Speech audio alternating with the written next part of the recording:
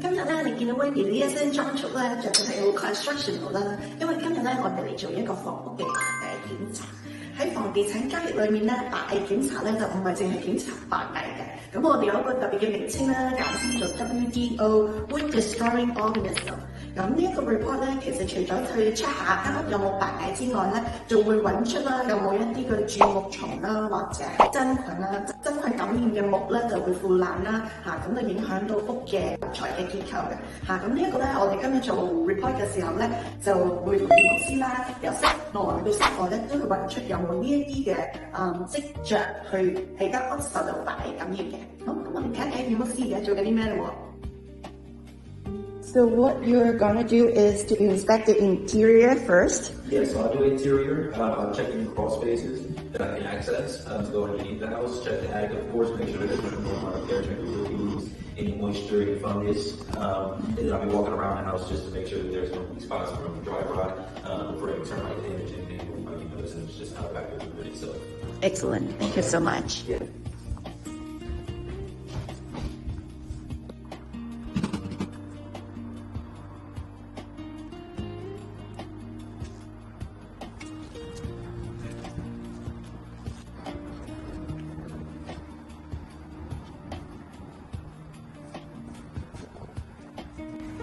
趁住 inspector 咧喺度 check 緊間屋嘅時候咧，咁我解釋一下大家都好擔心嘅白蟻問題啦。咁白蟻咧喺加州最常見咧有兩種嘅嚇，第一種咧就係 drywood termite 啦，一啲乾木嘅白蟻。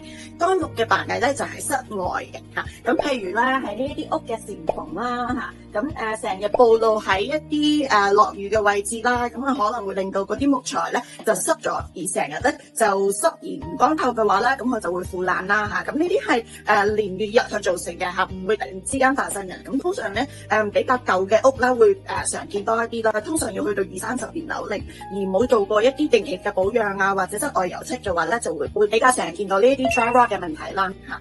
咁啱啱 show 過俾大家睇個爛木嘅情況啦。另外一種喺加州常見嘅 termite 就係 subterranean termite 啦。咁我哋就叫佢做一個泥土白蟻啊。咁泥土白蟻咧比較常見係喺個地底嗰度嘅嚟。有啲舊屋啦，佢嗰個 foundation 係 raised 嘅嚇，咁即係佢下邊有一個地下室，有個 crawl space 係去水，而嗰個嘅排水做得唔好嚇，或者咧就間屋老化啦，咁嘅時候咧就會積咗一啲嘅濕氣喺個地底嗰度，而吸引咗嗰啲 subterranean termite 入去咧，係一個 mud tube 咁，由地下嗰度蛀爛間屋啲木嘅嚇。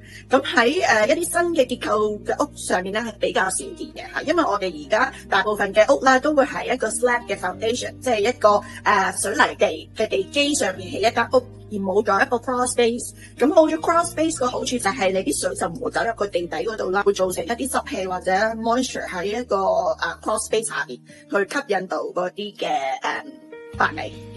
咁以前啲屋啦個結構，咁佢個地樁就打喺個地底，所以佢就會升起咗間屋啦。或者就係一啲嘅 city 咧，佢個地勢嘅唔平坦啦，而需要去咁樣起屋咧灣區或者一啲舊屋咧都會有一個 crawl space 嘅設計嘅。咁嗰一啲咧就如果間屋舊咗咧，我哋都要去 check 個地底有冇嗰一種嘅泥土白蟻啦。咁咧啱啱咧就解釋咗兩種白蟻嘅分別喎。咁而家簡單講一講一個治療方法啦。咁 drywood termite 嚟講咧，因為喺室外喺啲爛木上面嘛，咁其實咧佢嗰個形狀咧就係比較似一啲飛蟻啊。其實飛蟻可能個概念大家會唔明咁佢咧好容易見到㗎。其實成日就會嬲住啲木啊，喺啲木附近度飛嚟飛去啊。咁其實嗰啲咧有可能咧好大機會都係 drywood termite 嚟。咁要 treat 呢個 drywood termite 其實咧就係注液啦咁將啲藥物咧就注落一啲受感染嘅drywood 嗰度咧，跟住就毒死佢哋咁啦。咁 subterranean termite 嘅話咧，因為喺個地底度啊嘛咁所以咧就要睇下佢造成嘅破壞嘅嚴重性啦咁如果咧都係未注到佢入去屋裏面嘅結構嘅話咧，就唔需要成間屋去焗白嘅。咁都係喺個地底 crawl space 嗰度咧落藥咁咧，就吸引佢哋食咗嗰啲藥，咁佢哋就會死噶啦。今日呢一個白蟻檢查啦，非常之有趣啦，亦都希望帶到一啲有用嘅資訊俾大家。我係 Wendy 啦，咁啊希望咧大家中意我呢條影片啦 ，like、subscribe 同埋 share 俾朋友啦。咁嚟緊咧，我會再教大家咧多啲定期保養房屋嘅小貼士。